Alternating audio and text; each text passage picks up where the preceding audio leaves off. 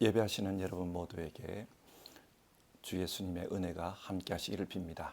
요즘은 맑고 조금은 더운 날씨가 계속되고 있습니다. 참 좋은 날씨입니다. 이 좋은 날들 가운데 기쁨으로 지내시는 여러분 모두 되시기를 바랍니다. 오늘도 사도신경으로 우리의 신앙을 고백하면서 하나님께 아침 예배를 드리겠습니다. 나는 전능하신 아버지 하나님 천지의 창조주를 믿습니다. 나는 그의 유일하신 아들 우리 주 예수 그리스도를 믿습니다. 그는 성령으로 잉태되어 동정녀 마리아에게서 나시고 본디오 빌라도에게 고난을 받아 십자가에 못 박혀 죽으시고 장사된 지 사흘 만에 죽은 자 가운데서 다시 살아나셨으며 하늘에 오르시어 전능하신 아버지 하나님 우편에 앉아 계시다가 거기로부터 살아있는 자와 죽은 자를 심판하러 오십니다. 나는 성령을 믿으며 거룩한 공교회와 성도의 교제와 죄를 용서받는 것과 몸의 부활과 영생을 믿습니다. 아멘. 오늘 살펴보실 성경 본문은 레위기 16장입니다. 16장의 말씀 중에 29절부터 34절까지 말씀을 받들어 읽겠습니다. 29절부터 34절입니다. 다음은 너희가 길이 지켜야 할 규례이다. 일곱째 달 그 달 10일은 너희가 스스로 고행하는 날이니 아무 일도 하여서는 안 된다. 이것은 이스라엘 사람이거나 너희와 함께 사는 외국인이거나 다 지켜야 한다. 이 날은 너희의 죄를 속하는 날, 너희가 깨끗하게 되는 날이기 때문이다. 너희가 지은 온갖 죄가 주 앞에서 씻기는 날이다. 이 날은 너희가 엄격하게 지켜야 할 안식일이다. 너희가 스스로 고행을 하는 날이다. 이것은 너희가 길이 지킬 규례이다. 기름 부음을 받고 임명받은 제사장, 곧 그의 아버지를 대신하여 제사장으로 거룩하게 구별된 제사장이 속죄 예식을 맡는다. 그는 모시로 만든 거룩한 예복을 입는다. 그는 지성소를 성결하게 하여야 하며 회막과 제단을 성결하게 하여야 하고 제사장들과 회중 곧 모든 백성의 죄를 속하여야 한다. 위에서 말한 것은 너희가 이스라엘 자손의 모든 죄를 속하려 할 때에 한 해에 한 번씩 길이 지켜야 할 규례다. 이렇게 모세는 주님께서 분부하신 대로 아론에게 일러 주었다. 아멘. 레위기 16장은 대속죄일에 대한 말씀입니다. 여러분, 대속죄일이 무엇입니까? 인간은 구원을 얻기 위해 하나님을 믿습니다. 이 구원의 문제에 있어서 가장 큰 걸림돌은 죄입니다. 인간은 죄 아래 놓여 있는 그런 존재였습니다. 죄 가운데서 태어났고 죄를 지으며 살았습니다. 생각으로 죄를 짓고 말로 죄를 지으며 또 사람들과의 관계 속에서 하나님과의 관계 속에서 구체적인 행동으로 죄를 짓습니다. 원죄가 있고 자범죄가 있습니다. 이러다 보니 하나님 앞에서 인간은 언제나 죄인이었습니다.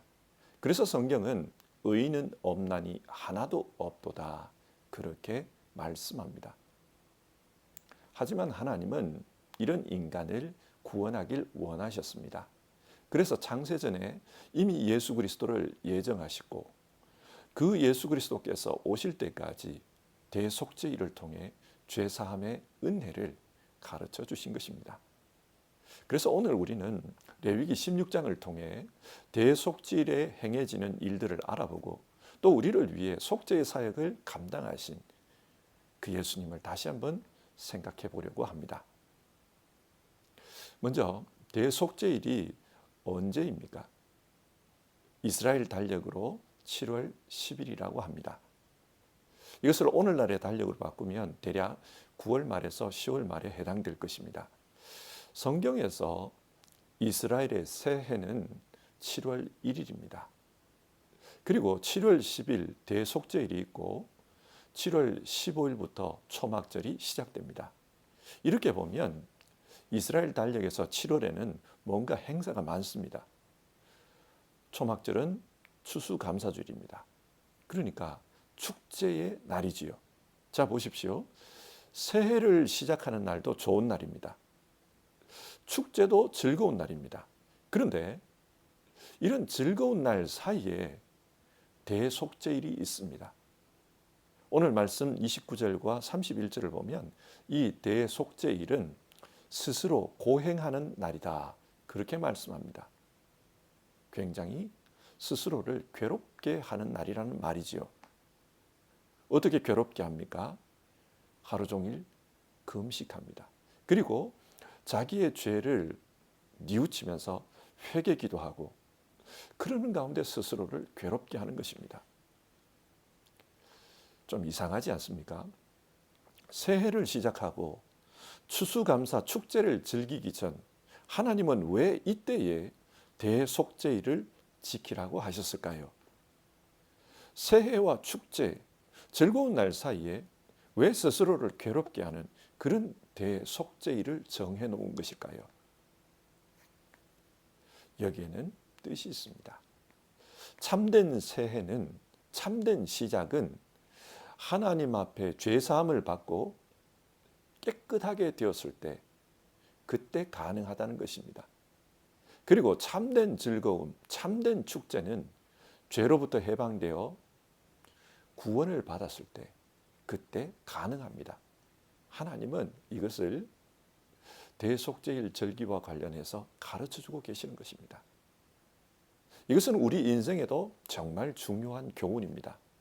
사람이 어떻게 새로운 시작을 할 수 있습니까? 죄로부터 해방되어 주 예수님의 이름으로 거듭날 때입니다. 진짜 즐거움은 언제 임합니까? 우리가 죄로부터 구원받았을 때, 그때 즐거울 수 있습니다. 이것이 성경의 교훈입니다. 자, 그러면 이 대속죄일에는 어떤 일들이 행해졌습니까? 먼저 1절에서 5절을 보면 대속죄일을 준비하는 내용이 나옵니다. 대제사장은 이날에 1년에 한 번, 단 한 번 지성소로 들어갈 수 있습니다. 그래서 지성소 안과 또 성막을 깨끗게 하는 그런 일을 합니다. 그런데 지성소로 들어갈 때 화려한 대제사장의 옷을 벗고 모시 옷을 입으라고 합니다. 여기서 모시 옷으로 번역된 말을 개역 개정에서는 세마포 옷이라고 합니다. 흰색 옷을 입으라는 거지요. 그리고 몸을 씻어야 합니다. 여러분, 이것이 무엇을 의미하는 것입니까? 오늘 성경에서 대제사장은 이 땅에 오실 예수님을 예표해 주는 역할입니다. 예수님은 하나님의 아들이지만 하늘나라의 그 영광스러운 자리를 버리고 베들레헴 마구간으로 내려오셨습니다. 이 땅의 가장 낮은 곳으로 내려오셨습니다. 그 이유는 이 세상의 가장 낮은 자도 구원하시겠다. 그래서 주님은 가장 낮은 자보다 더 낮은 자리로 내려오신 것입니다. 죄 있는 인간의 모습으로 성육신하셔서 우리와 함께 하신 것입니다. 이것이 화려한 옷을 벗고 세마포 옷으로 갈아입는 것입니다. 주님은 하나님 나라의 영광을 버리고 죄 가운데 사는 인간에게로 찾아오신 것입니다. 그리고 대제사장은 백성의 죄를 대신하기 전에 자신의 죄를 씻기 위한 속죄 제물을 하나님께 바칩니다. 우리 예수님은 죄가 없으시지만 그 역할을 대신하는 대제사장은 그렇지가 않습니다. 대제사장 역시 죄 가운데 사는 인간입니다. 그래서 하나님이 계시는 지성소에 들어가기 전에 속죄 의식을 치르는 겁니다. 자, 6절 이하를 보면 이제 백성을 위한 속죄 의식이 나옵니다. 대제사장은 두 마리의 수염소를 선택해서 하나님 앞에 끌고 옵니다. 한 마리는 속죄 제물로 바칠 염소이고 다른 한 마리는 아사셀을 위한 염소라고 합니다. 제사장은 염소의 머리에 손을 얹고 안수합니다. 백성의 죄가 이 염소들에게 전가되게 하는 것입니다. 그래서 속죄제물로 죽임당하는 이 염소는 백성의 죄를 대신하는 제물입니다. 이 속죄제물로 죽인 염소의 피를 받아가지고 지성소로 들어가서 뿌립니다. 그리고 제단에도 뿌립니다. 이것이 의미하는 것은 죄로 말미암아 우리가 죽었다라는 것입니다. 성경은 생명은 피에 있느니라 그렇게 말씀하지 않습니까? 죄로 말미암아 죽을 수밖에 없는 인간을 대신해서 이 제물이 죽은 것입니다. 그러므로 이것이 의미하는 것은 이 제물과 함께 우리가 죽었다는 말입니다. 속죄라는 말이 히브리어로는 기프루입니다. 기프루, 덮는다, 가린다 그런 뜻입니다. 이 속죄 제물이 자기 생명으로 우리의 부끄러운 죄를 덮어주고 가려주는 것입니다. 이게 상징성이 있죠. 마치 아담이 에덴 동산에서 범죄했을 때 스스로 벌거벗음을 알고 부끄러워 숨었다고 하지 않습니까? 그때 하나님은 그 아담의 부끄러움을 가려주기 위해서 짐승의 가죽으로 옷을 만들어 입혀주셨습니다. 그때 가려주는 것, 덮어주는 것, 이것이 기프루입니다. 마찬가지입니다. 대속죄일도 이렇게 죄를 덮어주고 가려주는 그런 일을 하는 겁니다. 히브리 말로 대속죄일을 욤 기프루라고 합니다. 욤이라는 말은 독일어의 타, 날이지요. 그리고 기프루, 덮는다. 대속죄일은 인간의 죄를 덮어주는 그런 날입니다. 속죄 양이 대신 죽음으로 인간의 죄를 덮어줍니다. 그런데 여러분, 이 양이 이 속죄 염소가 인간의 죄를 정말 덮어줄 수 있을까요? 이 염소는 예수님을 상징하는 모형입니다. 진짜 우리의 죄가 가려지고 덮어지는 것은 십자가에 달려 죽으신 예수님으로 말미암아 가능해졌습니다. 예수님께서 십자가에 피를 흘려 그 피를 우리를 위해 뿌려 주심으로 우리의 죄가 가려진 것입니다. 그러면 또 다른 한 마리의 염소, 아사셀의 염소는 무엇하는 염소입니까? 아사셀이라는 말은 염소라는 단어와 사라진다라는 단어가 합쳐진 합성어입니다. 사람들이 살아있는 이 염소를 광야로 끌고 갑니다. 그리고 멀리 보내버려요. 성지순례 그 동영상을 보니까 실제로 아사셀이라는 지역이 있다 그래요. 거기는 아주 바위산 절벽 같은 곳입니다. 거기로 염소를 떨어뜨린다고 합니다. 그러면 이 염소는 다시 돌아오지 못하겠지요. 이런 행위를 통해 죄가 우리에게서 영원히 떠나버렸다. 그것을 표현하는 것입니다.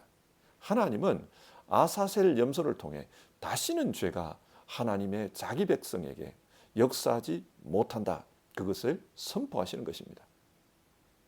사람이 죄를 지으면 흔적이 남습니다. 죄책감으로 남을 때가 많습니다. 그리고 그 죄책감은 인간의 내면에 남아 있어서 계속 우리로 하여금 그 죄에 묶이게 만듭니다. 죄 아래 묶여 있도록 그렇게 만듭니다.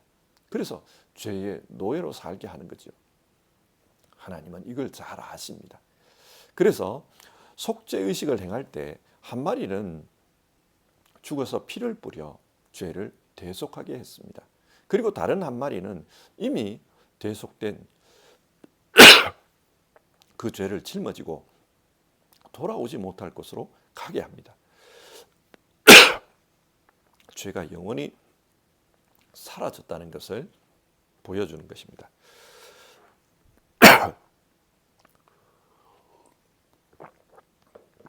여러분, 예수님께서 하신 일이 바로 이것입니다.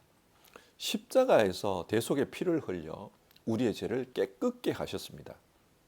그리고 그 죄가 깨끗하게 덮여버렸기 때문에 하나님이 보실 때는 그 죄가 보이지 않습니다. 그래서 하나님 보시기에 의로운 자가 된 겁니다. 그리고 예수님은 그 죄를 짊어지고 마치 아사셀 염소처럼 돌아오지 못할 곳으로 떠났습니다.